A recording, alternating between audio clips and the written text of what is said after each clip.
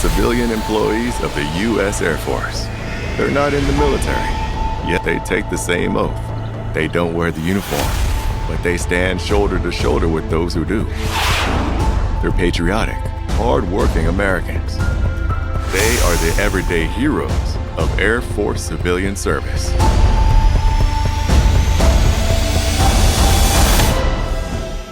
Forces joined. Well, hello and welcome to Air Force Civilian Services AIM Hire webinar. Tonight, we're joined by 3 civilians in our United States Air Force that work in intelligence. They're going to talk about career growth opportunities to deploy as civilians, training and development programs, internship opportunities, and so much more that civilians across the Air Force have access to. We're also joined by AFCS recruiters who are monitoring questions submitted through the Q&A. We're all here to answer your questions about the hiring process, insight into life as a civilian, questions about a position on the intelligence team, or anything at all. Now, if you're still getting up to speed on what the Air Force Civilian Service is, check out our archives from this webinar series at afciviliancareers.com/aimhire, where you'll find everything from the basics of working as a civilian in the Air Force and what that means for you, as well as a number of episodes dedicated to specific career fields and what steps you can take to land a job in each of those. We're posting some helpful links and a guide to the acronyms we may use tonight. Feel free to save those resources for when you've logged off from tonight's episode. With that, I'm Bob Hall, a marketing and public relations and brand management specialist with the Air Force Civilian Service, or AFCS. I've been with AFCS for about 4 years, starting out as a recruiter and moving to my current position a little more than a year ago. Although I'm excited to be your host today, it's not about me. Let's take a moment to meet our guests. First, we have Deputy Commander Catherine Dalesandre. Hi, I'm Kathy Dalesandre. I'm the Deputy Commander for an intelligence group here at Fort Gordon, Georgia. I've been an Air Force civilian since 2005, though I actually bought my military time into the civilian system, so my start date is 1997. And then here I do care and feeding for our 1,000+ airmen, civilians, and their families here at Fort Gordon, Georgia. Thanks, Kathy. Next, we have Mike Cosmo. Good evening. My name is Mike Cosmo. I'm currently stationed at Naval Station Norfolk up in Virginia Beach. I've been working for the Air Force as a civilian since 2011, but like Kathy, I bought my time of service in back to 2002. I currently serve as a joint political military planner and knowledge management specialist, working on worldwide joint task force formation and current deployments to help out the service at large. Thanks, Mike. And last but not least, please meet Sara Schmidt. Hello, everyone. My name is Sara Schmidt. Thanks for joining us tonight. I'm an intelligence analyst at the National Air and Space Intelligence Center in Dayton, Ohio. We're located on Wright-Patterson Air Force Base. I've only been working for the Air Force for about the last 3 years. I joined right out of college and stepped right into my position at NASIC. And the work that I do at NASIC is sort of the intelligence analysis that we do there is responsible for doing a couple of different things, but the work that we do really is used to protect the brave folks who get up every morning and put on a uniform in service of our country. And it's also driving some of the policy decisions that the folks out in Washington, D.C. are making to make sure that we're crafting an effective national defense strategy to protect our country. So that's a little bit about what I do. Thank you so much. And thank you to everyone for joining us this evening. We're going to learn a lot from our panelists, but we'd like to know a little bit about our audience too. So let's get started with a few polls for you in the audience. Our first poll is how did you learn about tonight's event? And you'll see several options up there. And it's kind of important to us because we want our public, our audience, to be able to find us and enjoy these webinars. So go ahead and take a moment, go ahead and answer the poll. We have a little note here that says we're not allowed to vote because we were told, hey, you're going to be on the webinar tonight. Oh, wow. So a lot of people got an email, and that's outstanding. And for those of you that did not get an email, okay, that's, if you want to, you can subscribe so that, you can be notified of upcoming events. You can subscribe again on our website, afciviliancareers.com/subscribe. And it's really, really does help us in promoting future webinars and events. So we're going to go from there, and we'll link, our posts to our social channels in the chat. And for those of you that learned about tonight's event from the website, thank you. You're experts at navigating our site. We're glad you made it. So sit back, relax, let us do the work. You can subscribe to our email list, follow us on social, and you'll never miss an upcoming event. Now, we do have one more question for our audience before we dive in. What we'd like to know is, why are you considering a career with the Air Force Civilian Service? If you have another reason, go ahead and share that in the chat. You see how I assume that you're considering a career with the Air Force Civilian Service? It's actually absolutely a viable option for so many of our audience members. Waiting for the answers to pop up. And there they are.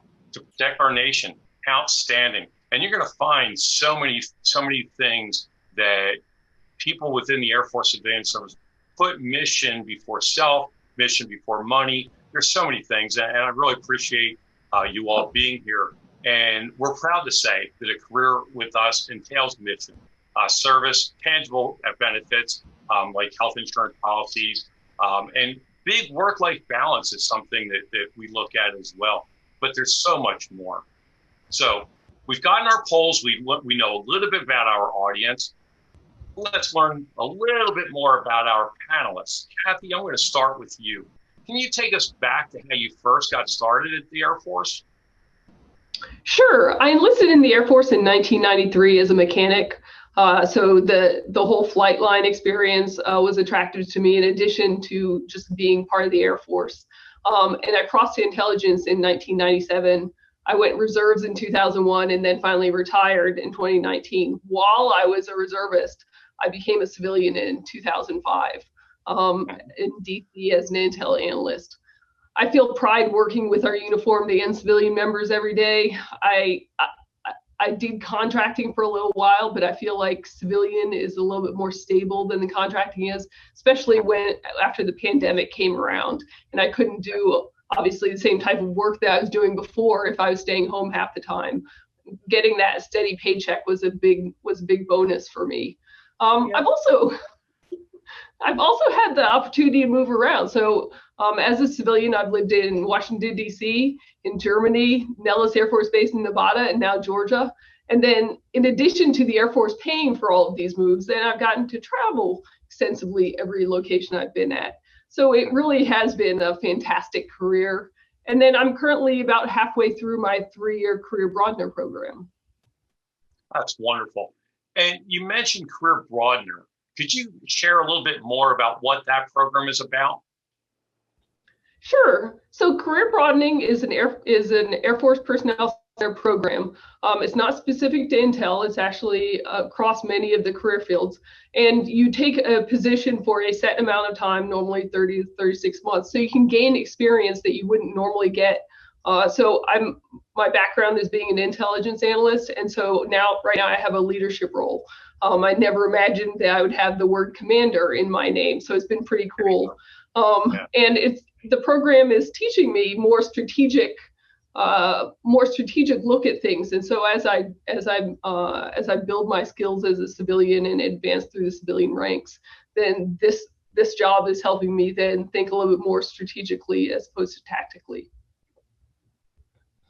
Thank you for elaborating for us on that. We do take immense pride in the numerous opportunities civilian employees have to train and develop their skills for career advancement. The Career Broadening program that you're participating in is one of the many methods we implement. And so, Mike, I'm going to turn it over to you for just a second. We're going to transition to you so that you can tell us about the program that you're currently undergoing.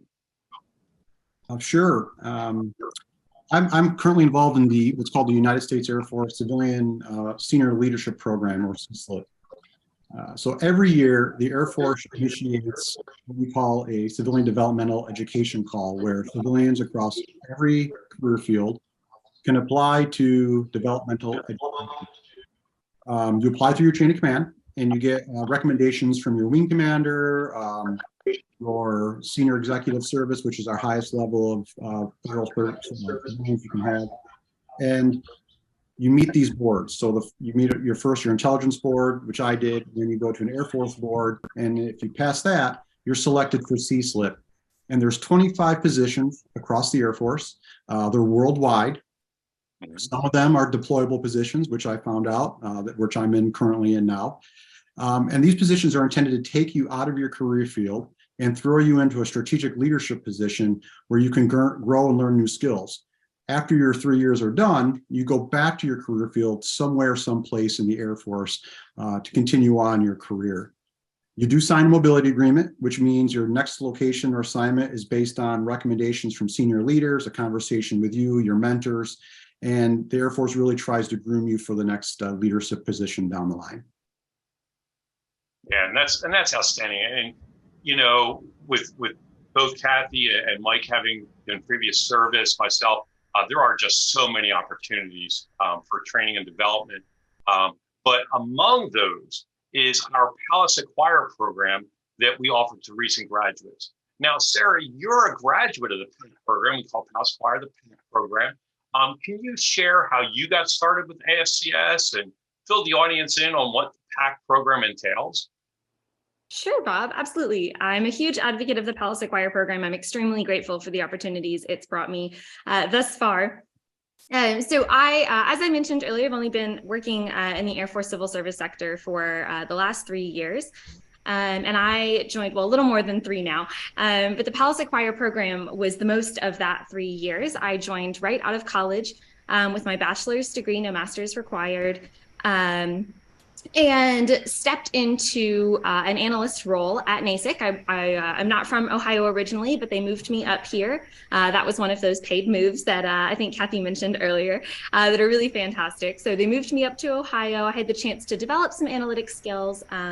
And then as part of the Palace Acquire program, they actually sent me down to Texas to start training with the Air Force Intelligence Officer program. So even though I am a civilian, I don't wear a uniform, I actually had the opportunity to train right alongside the uniformed folks who are part of the military and are deploying all over the world as intelligence officers. And it gave me sort of that very global perspective on how the intel that I was going to be producing was going to be used all over the world by the folks in the Air Force.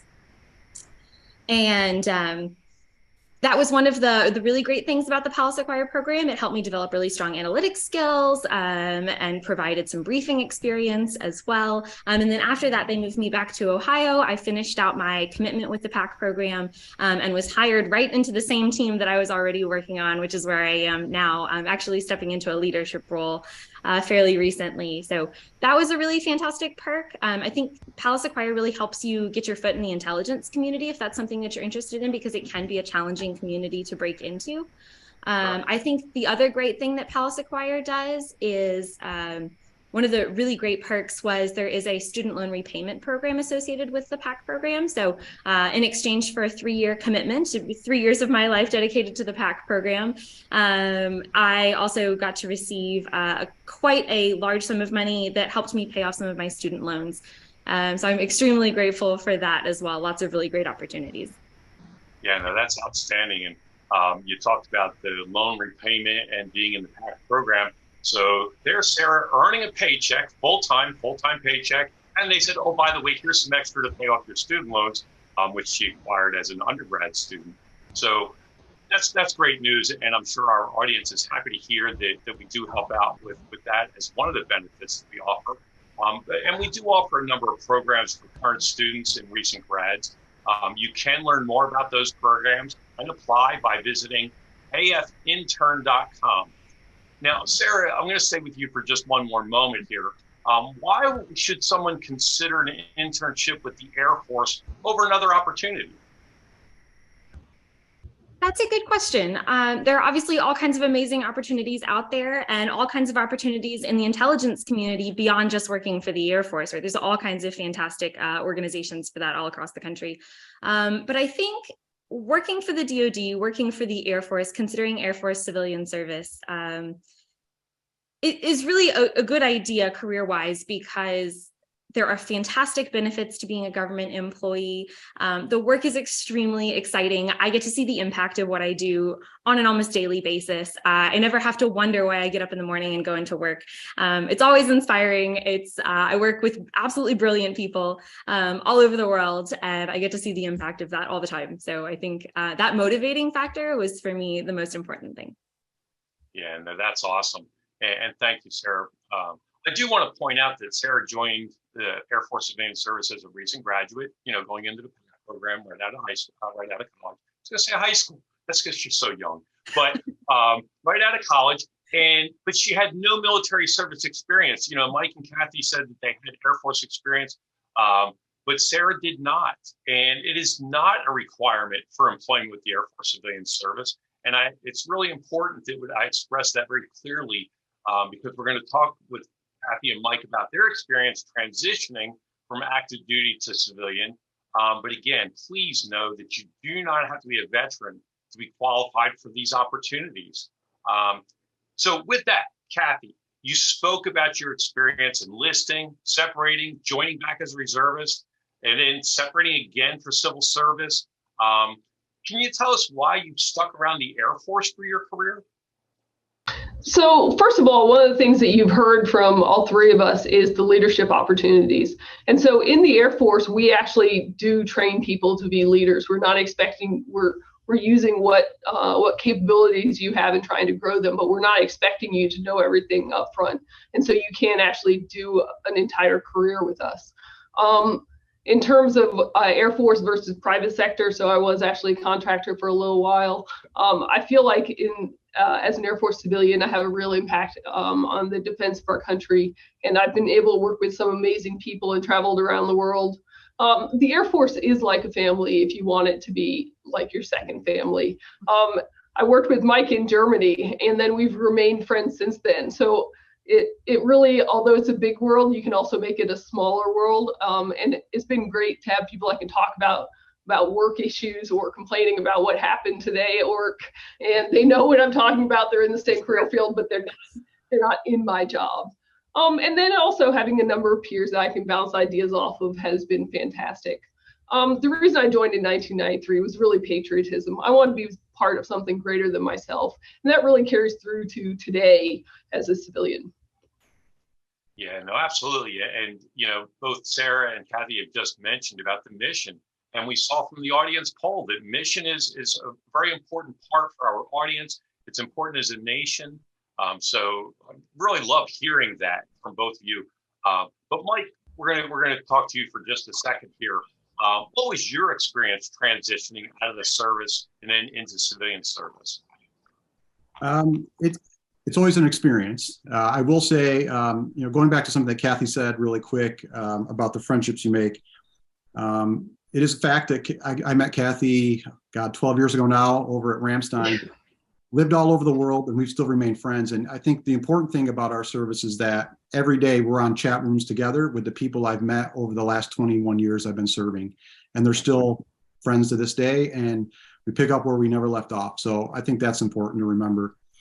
And I think that kind of led into the transition for me out of being a 14N intelligence officer to becoming a contractor for 4 months and realizing that's not really my thing. I couldn't wrap my head around working for a company, making money for individuals. Though I was still doing the Intel mission, it really wasn't the mission I wanted. And you're really kind of stuck there. The Air Force lets you try new things and explore new places, especially the civilian service. I've moved, like Kathy, 4 times, from California to Germany to Florida and now to Norfolk. I've been in multiple leadership programs. This is my second over a year-long program that I've done. And I was really drawn to the mission of the United States Air Force and what we do in defending our nation, defending our airmen.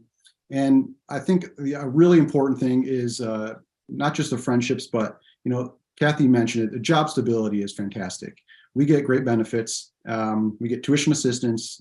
You get a good medical program. If you want to do something new, you can do something new. If you want to stay where you are and grow from there, you can do that. And the leadership opportunities I've had have been fantastic. My last job as a civilian, I was the senior intel officer for as a civilian. That was a fantastic opportunity. I gained so much leadership from that, and it's something that I don't think I would have gotten outside. Yeah, and as we've been going through, each of you have talked about benefits and talked about some of the specific ones and that type of thing. Earlier I mentioned, it's mission over money. And let me tell you, that was kind of what drew me too. I'm not getting my paycheck back, but it's, just a matter of, understanding that we are doing something bigger than ourselves. But I'm going to stay on the money for just a second. I want to talk about that. Just the idea that the starting salary is not a bad starting salary, but we have, planned pay raises and things like that. You get your seniority pay raises, you get your annual pay raises and things like that. So, when people say, well, you're not going to make money with being in the Air Force civilian service, I think it's a matter of putting that into perspective and knowing, because again, a couple of people talked about, the job stability after the pandemic and things like that. Knowing that paycheck was there, knowing that it was going to grow as I gained experience, and then those opportunities, not just to gain experience, but leadership skills and things like that. So thank you, Mike. Thank you, Kathy, for sharing that. And I want to ask both Kathy and Mike a question here, since you both talked about serving in uniform first. When people join a branch of the service, hiring process is completely different than being hired as a civilian. As a prior Air Force recruiter, I can tell you the paperwork's all different, all that stuff. And of course, now I've made that transition to myself over to being a civilian. But as I said at the start, it's not about me. So if you could share your experiences, could you tell us what that process looks like for a veteran? Maybe provide some advice. Kathy, I'm going to let you start first. Sure. So I went through USA Jobs because the other people that were around me told me that USA Jobs was where we, at that point in time, advertised most of our civilian jobs. Probably the biggest task or hurdle that I had was actually making a resume that looks like it demonstrates what do I do, why am I a good candidate for the jobs out there. Also checking out the civilian vacancies, and so I was working as a reservist at an active duty base, and so also letting the people around me know that I was open to work and that I was sort of looking for something else to do on the civilian side. I would say, and then the interview process. Make sure you've checked and make sure you know how to what you want to say to questions. And have you had somebody sort of test you and testing your camera out for that? Yeah, preparation's a key. Absolutely. Mike, care to add to Kathy's advice? No, I agree with what Kathy said. It's funny, my first federal job offer I received, I turned down. And the reason is I had just gotten out of service from Germany and flown to California. And the day I landed in California is the day I received a job offer to go back to Germany. And I was like, oh, that's not going to happen. My household goods are somewhere over the ocean. I don't have a place to live. I know this is going to be a bad thing, and I don't want to do this anymore. About 4 months later, I was like, that was a really bad idea. I should have said yes. Yeah, Kathy's laughing at me about it because we've talked about this story. So the resume is huge. Yes, there is a USA Jobs template, but I would actually kind of put some time and effort and manage your resume so it meets the requirements of the job. And don't just put your job description in there. Actually say the good things that you've done in your life, and that keys certain words and certain people to look at things. Check out vacancies close to you and far away. I think the big thing about the Air Force is you have to be willing to move. I applied to multiple jobs and none of them were in the area I was in. Ironically enough, I actually did get my first civilian job in the place that I was working. And no one knew me there. It just happened. My resume got to the top and it gave me the interview and I got in. So I agree with Kathy. The resume is important. and making sure nowadays with your camera works and your laptop is good to go for those far-reaching interviews. Yeah, no, absolutely. And, Kathy, you had mentioned, finding a job on USA Jobs. I'm getting feedback from somebody, but that's okay. I have children. I get feedback a lot. Anyway, you mentioned finding your job on USA Jobs, and that is the overarching website for people for all federal positions, but it also includes the Park Service and Border Patrol, IRS, all those folks. So if you're specifically looking for Air Force positions, you can find them on afciviliancareers.com. And so just wanted to point that out, that USA Jobs is not the end all to be all, but they do offer a good template for your resume. As Mike pointed out, really talk about your job more than just your job description, because we know what the job description is. We want to know, what did you do? We talk about action and impact in your resume, and you're not limited to 2 pages, 1 or 2 pages that a civilian corporation would typically be looking for. So it really gives you an opportunity to shine. So I do thank both of you for that information. And of course, I thank you for your service. Now, that advice is very helpful. And if you are a veteran in our audience, we encourage you to subscribe to receive those job announcements. And when you subscribe, you can select that you're a veteran, and you'll receive positions with veteran hiring preferences. But anyone can subscribe for these notifications. Where? Oh, you can't speak. I'll tell you. AFCiviliancareers.com, right? /subscribe. Somebody can put it in the chat so I know they're listening. AFCiviliancareers.com /subscribe. Now, I know it's not about me, but anyway. I'm sorry, Kathy, were you going to say something? Could I add on something also? So USA Jobs was really the thing about 15 or 20 years ago, but there's a whole bunch of different platforms like LinkedIn and Indeed and other places. So don't think that you're just stuck with one platform or one place. Absolutely. Thank you for adding that. I really appreciate that. Now, before we open up to audience questions, and I see them coming in, there's a Rashad Hall in the chat or in the Q&A. I like that name. Got a long question. We'll have to see what that takes like. But anyway, I have a couple of questions for our panelists, because people are interested in getting into the Intel career field, and it is kind of a small community, so to speak. And in the big Air Force, Intel career field is one of the smaller ones. So it's very important that people know what we're looking for. So, Sara, what would you say are a couple of traits, a couple of things that that you're looking for, or that you were asked about going into Intel? Sure. I think problem-solving ability is definitely one of the things, one of the skills that I find most relevant around my office these days. The ability to sort of think through and break down really complex problems, and then convey that back to other people is a really valuable skill. But I also think willingness to find creative solutions, and whether that's, looking in the intelligence and finding creative solutions there, or if it's, finding creative ways to work around, office problems, whether that's resource constraints or time constraints, because we're being asked to get something back to the warfighter really quickly. I think those skills really set you up well to be part of our career field. Yeah, absolutely. As cliche as it is, people that are willing to think outside the box. And I, speaking from personal experience, because I don't want to speak for our panelists, but my leadership has always been open to that. Yes, absolutely. Everyone, no matter what job you have in the Air Force or out of the Air Force, you're going to have rules to follow. But having leadership that allows you to be creative is so important, because you are individuals and you bring a lot to the table. And we want you to feel that you are contributing to that mission that we're all looking for. So thank you, Sara, for sharing yours. Kathy, what are a couple of traits? I mean, you have commander attached to your name, so I'd like to know, what type of traits would you be looking for? So first, I do want to highlight something that Sara just said.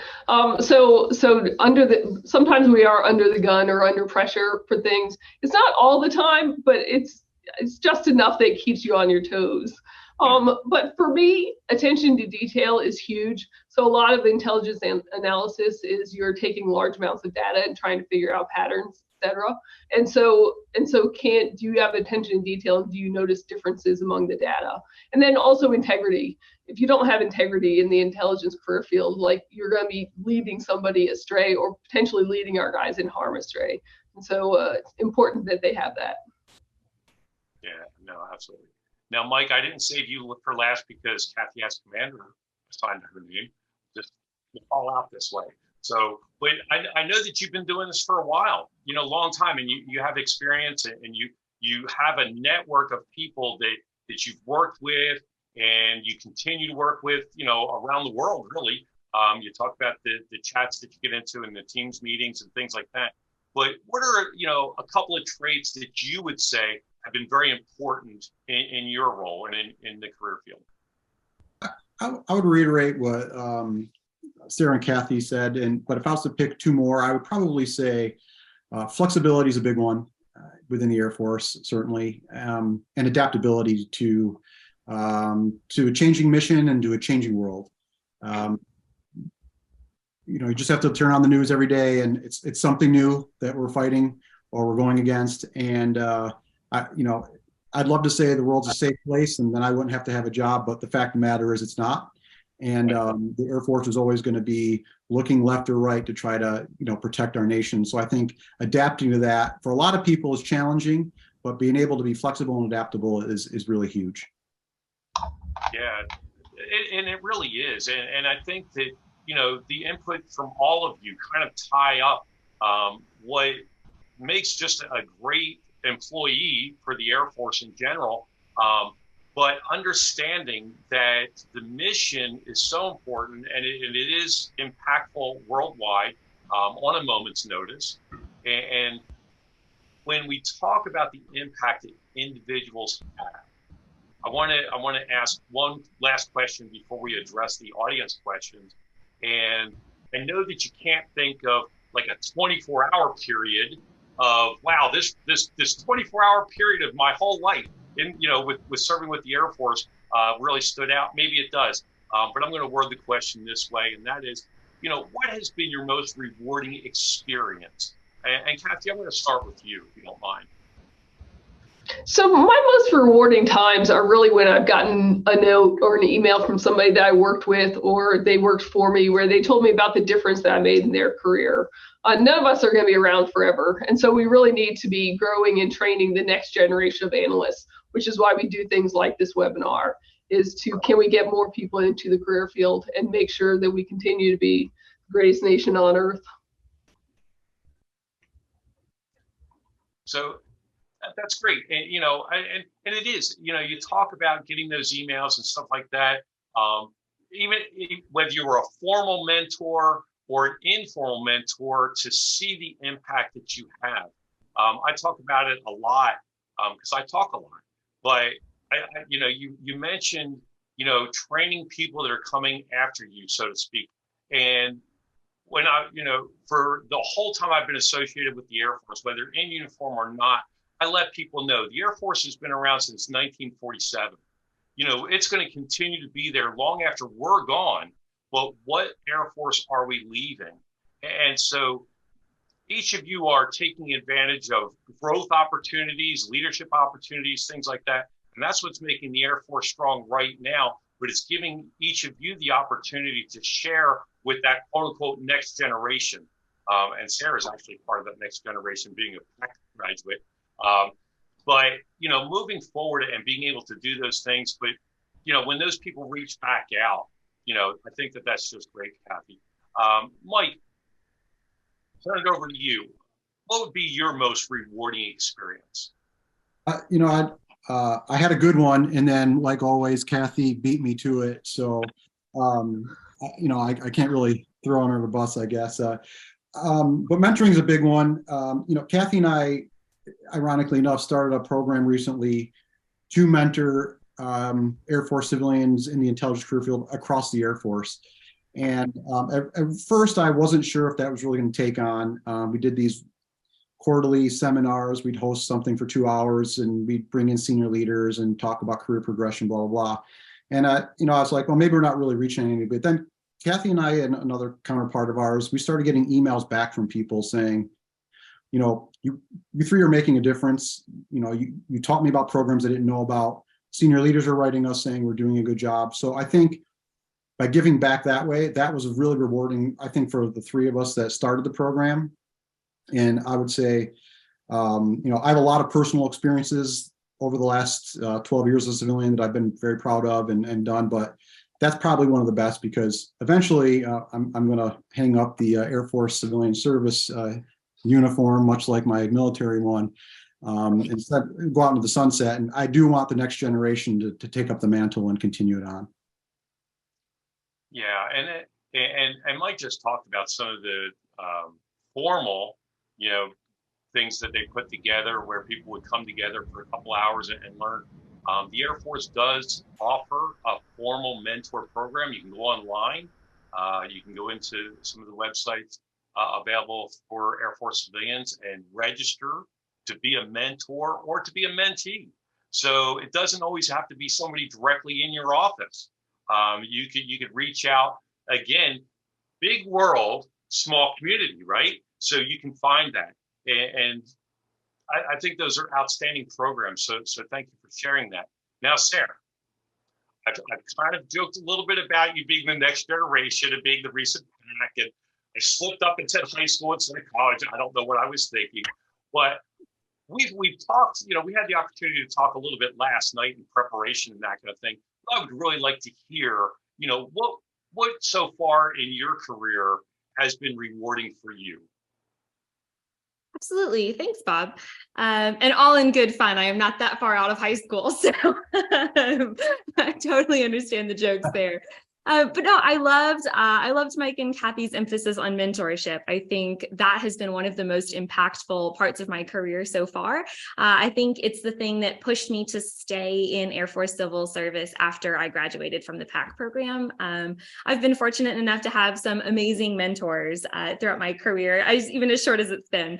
So I really appreciate sort of the work that they're doing, developing those kind of programs and investing in the next generation, because we really appreciate it and we need the help. So, but I think maybe one of the most impactful or rewarding days that I've had, at least recently,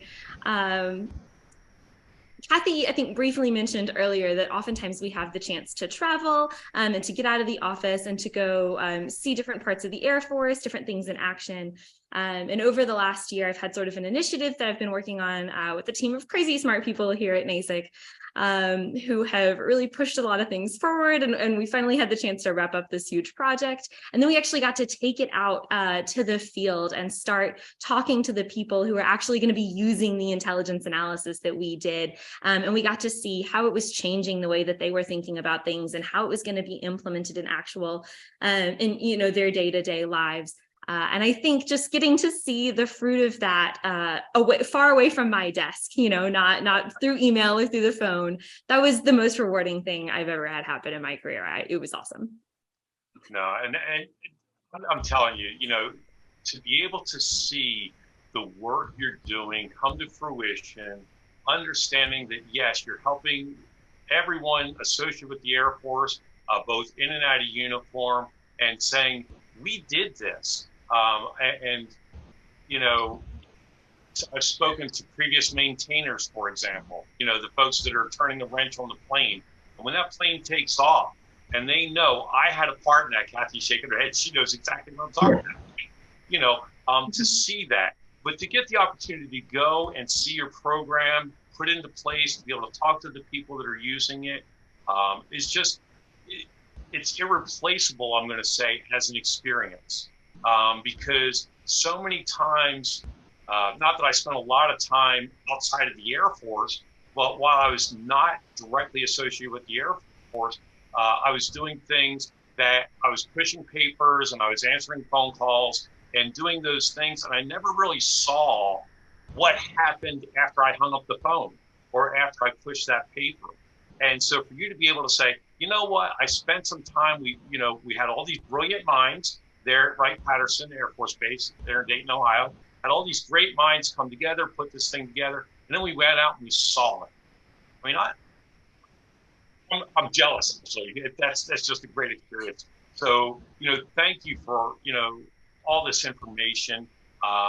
And throughout this evening, for the few minutes, and time is flying by, surprisingly, but for the time that we've been on, a lot of questions are coming up in the Q&A box. And for our audience, continue to use that. I do want to stress that we would like to see your questions in the Q&A box, because those will be captured after this webinar is over, okay? We know who you are because you registered with your email. So if we don't answer your question live tonight, we'll have the opportunity to answer those questions after the fact through the email. So please, please, please use the Q&A box so that we can take care of you, because this is all about you, our audience. Now, I've been getting, I've been kind of tracking some of those questions, and I'd like to ask our panelists, and one of our first questions that came in I thought it was a great question, because we talk about a career with the Air Force civilian service, okay? We don't talk about specifically a career in Intel, although absolutely you can, right? Mike's talked about being pulled from one career field into some developmental programs and going back. Okay, but the question from our audience, first, they're very polite. Good evening. Is it possible to transfer into the intelligence field from a different career field while you are in civilian service?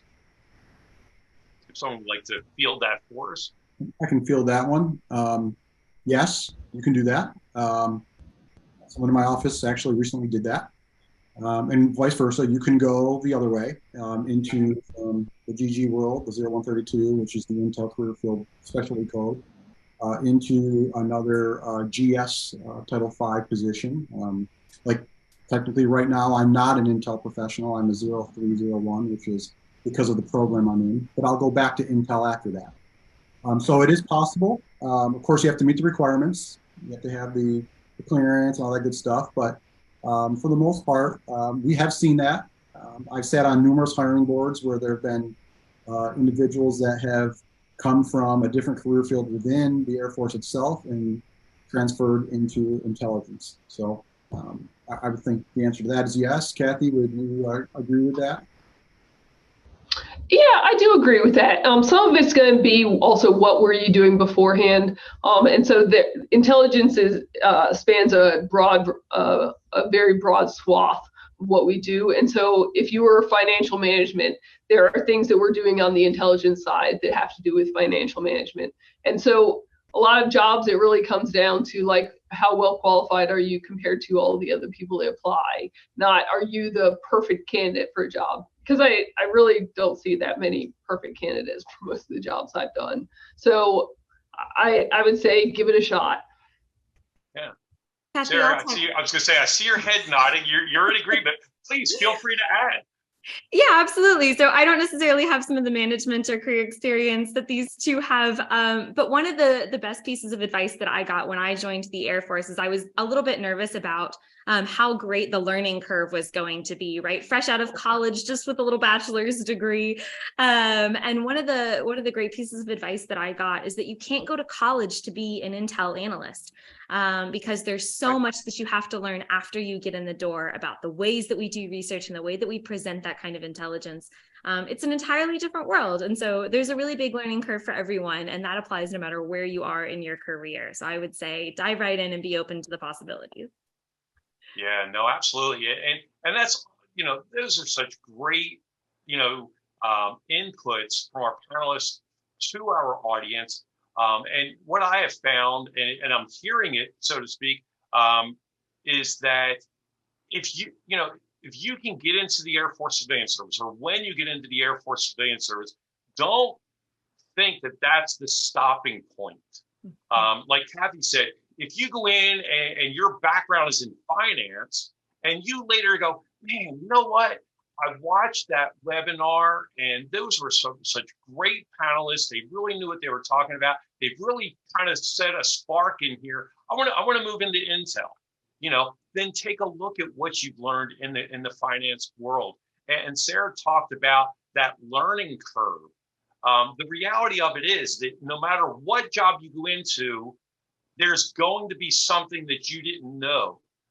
As a former instructor, I used to tell people that when they would go to their first duty station, their first location, one, in school, we don't teach you the job, we teach you not to be afraid of the job, right? And so you have to think about that, right? So you don't have to be afraid of the job. But the other part, and I said it in jest and a lot of times, that the reality of it is there's going to be things to learn, even if it's where are the restrooms and what restaurants are the best to go to for lunch, right? You're always learning something. You just have to think about what it is I'm learning. And so to go back to the original question, can I cross-train or can I move into the intel field from somewhere else? Absolutely. But as Mike pointed out, take a look at the qualifications. As Kathy said, highlight what you've done that fill those gaps that the intel field needs and apply. And honestly, as cliche as it is, the answer is no if you don't try. Okay, so Sara, I'm going to ask you this because somebody in our audience asked, who qualifies for the Palace Acquire program? That's a good question. I'm sure the folks at AFPC will have a much better, more technical answer for this than I will. But the people that I know that are fellow Intel analysts in the Palace Acquire program come from a variety of different backgrounds, whether that's looking at political science or international affairs, psychology, business, economics. There's all kinds of different backgrounds that make you a really good analyst. I think some of the question that was asked earlier about what are the characteristics that make you a good Intel professional, all of those apply to the Palace Acquire program as well. And I'd like to note also that the Palace Acquire program is much bigger than just the intelligence career field. So if there are other parts of the Air Force civilian service that you're interested in doing, you can do that as well through Palace Acquire. I think the Intel portion of Palace Acquire is a little bit smaller, but as far as I know, there are no hard and fast degree requirements for what it takes to be a PAQ. I do think you need a bachelor's degree. Okay, good. I'm getting head nods. I'm not saying the wrong thing. And I think there are some GPA requirements, but I think they're pretty reasonable. Yeah, I would say other career fields do have the PAQs, but we're the best in Intel. So if you're going to apply, come our way. Just throwing it on the table. Absolutely. You only wanted to do a shameless plug when I talked about afciviliancareers.com. But so thank you for that, Mike. But to piggyback off of what Sara was saying, and Sara, yes, our recruiters behind the scenes, they absolutely know the details and things like that. Yes, you have to have a 2.95 or greater GPA, so there is a GPA requirement.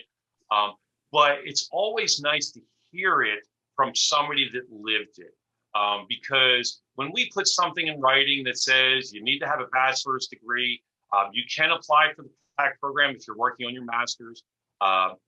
But it's so much better when a person tells you than just reading it in a script or on a chat box and that kind of thing.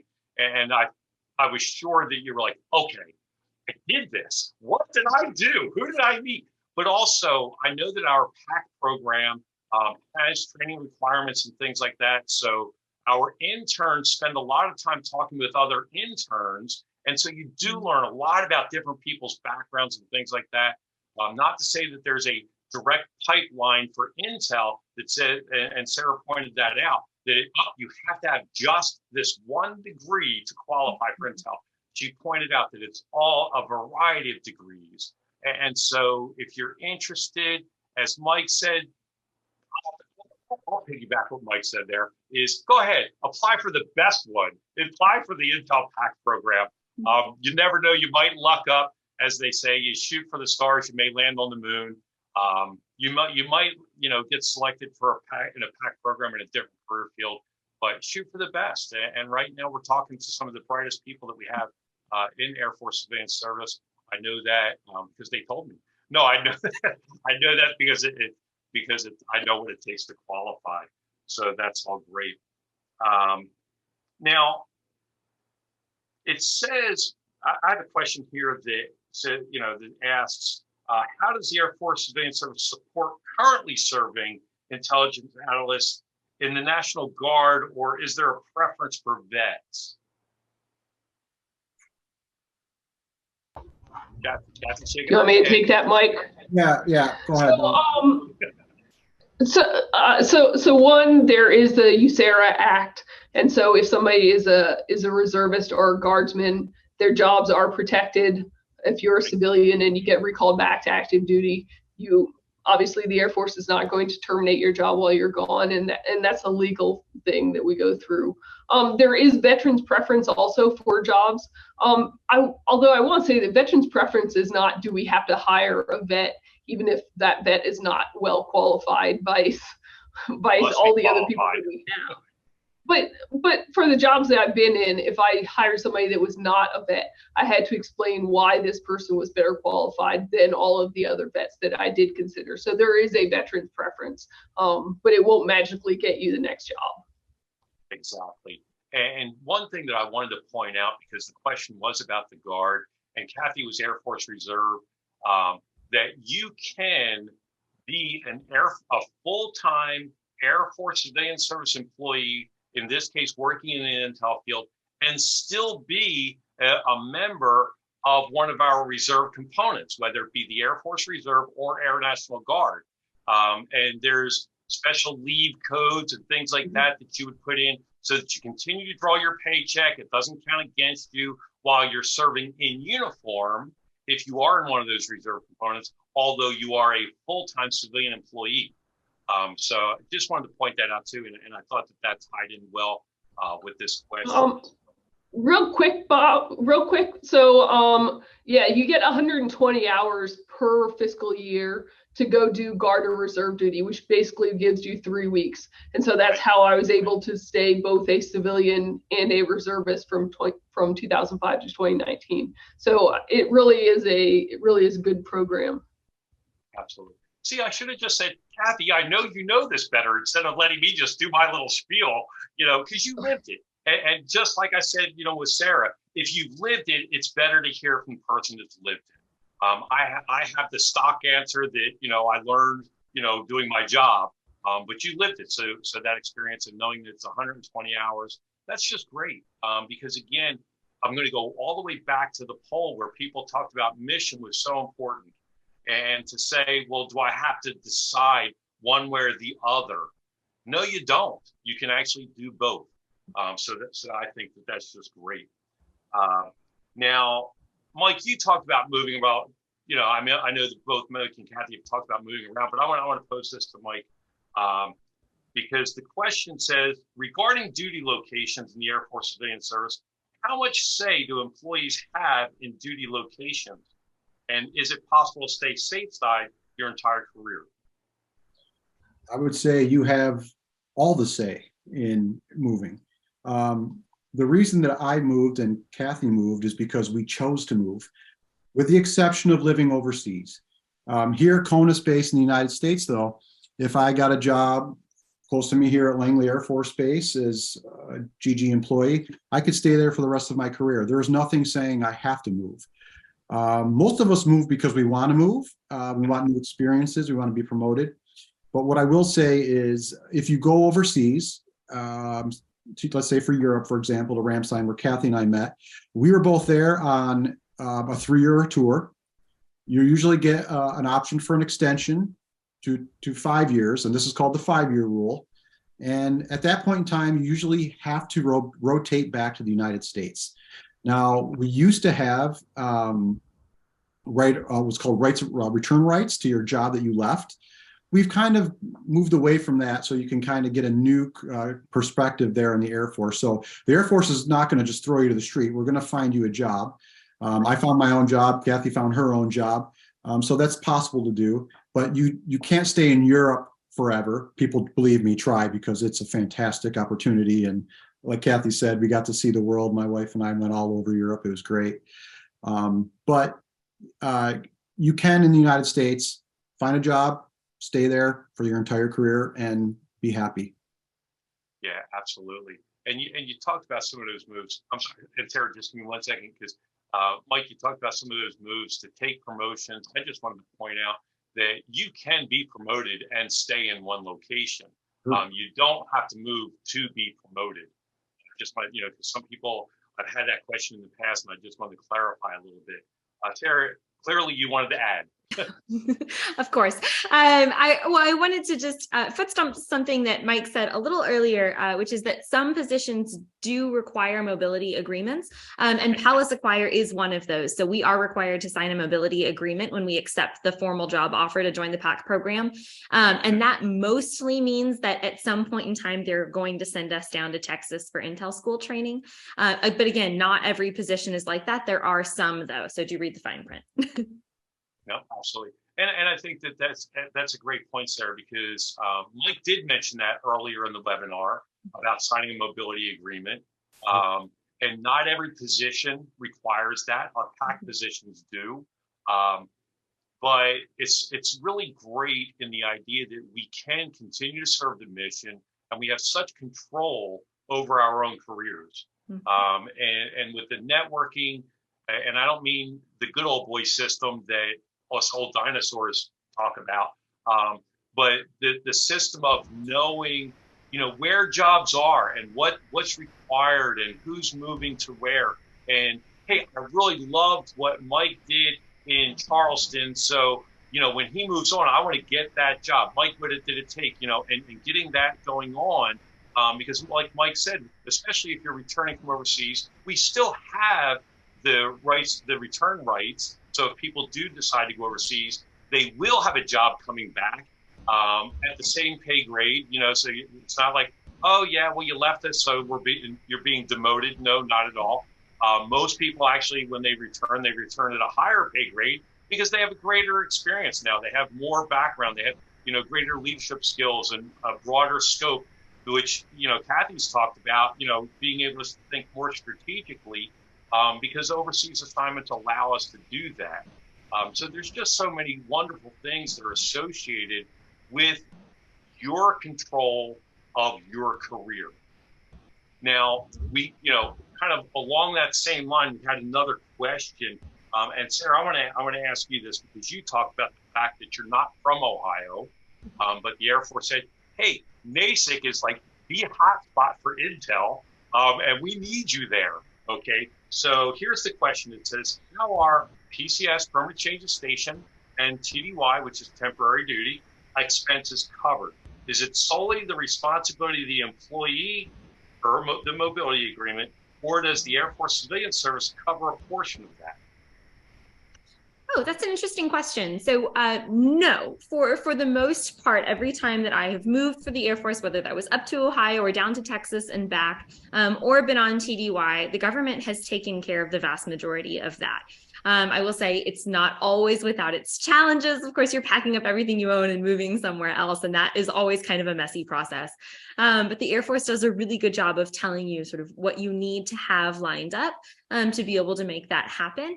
I do think that a couple of years ago, there were some tax code changes that do mean that when you have that mobility and you PCS to somewhere else, you are responsible for the tax on the money that the government pays for your move. But in my experience, that has never been, getting a little feedback there. That has never been an outrageous expense. And it's certainly much cheaper than paying for the actual move itself. And then as far as TDYs go, that's entirely on the government's dime. So when we travel elsewhere, that is entirely covered, airfare and hotels and everything like that. And in some cases, I definitely have had coworkers who've been stranded in an airport because of flight changes or weather issues. And it's so comforting to be traveling on the government's dime because, within reason, they can find you a hotel to stay in or, an alternate flight or a rental car to get you back home. They make sure you get back to your family safely. Yeah, absolutely. For those temporary duties, there are limits, as Sara pointed out, there are financial limits of the number of TDYs, temporary duties that I've been on. I've never spent a dime out of my pocket. The Air Force has been able to cover that. And like Sara said, nice hotel rooms, rental cars, airfare, and per diem for your meals. And you get a rate per each meal that you would eat as well. So that's great. Mike, you leaned in a little bit. We're getting close on time, but you leaned in. Did you have something you'd like to add? Yeah, the move part, Kathy and I are well versed in this at this point. We just went through it. There was a tax law change about 3 years ago under the Trump administration. And basically what it said was that for civilian PCSs or change of stations for moves, you are responsible for the cost of the move when it comes to taxes. So in other words, when I moved here to Virginia, it cost the Air Force roughly $70,000 for me to move here. That became, according to the IRS, salary on top of my annual salary. So if I made $100,000 that year, I now made $170,000, and I was thus responsible for the difference in taxes, and it's taxed at 27%, I believe. Now, yes, you have to pay that. They give you this letter, say you have to pay this thousands of dollars within 30 days, we'll garnish your wages. What they don't tell you is, and after Kathy and I did a year-long process, you can file what's called a RETA voucher. It's relocation income tax allowance, and that substantially pays you back for all of the taxes that you had incurred. It's a long process. It takes literally a year and a half, but it does come through. And I got pretty much all of my money back. And I will say one big thing we also cover is real estate expenses on a home purchase and sell. So when you leave and you sell your house, your real estate expenses, that 6% is covered by the government. You get that back tax-free. So that's a huge, huge benefit. And I hate to cut you off, Mike, because that's great information. But yeah, that's all the time that we have for today. I do want to thank everyone for joining. Join us again next month, first Wednesday of the month, December the 7th. But until then, follow us on LinkedIn, Twitter, Instagram, Facebook. If you see smoke signals, oh wait, no, we don't do smoke signals. But just follow us on all of our social platforms for more tips and hot jobs. Thanks again for joining us. Have a great evening.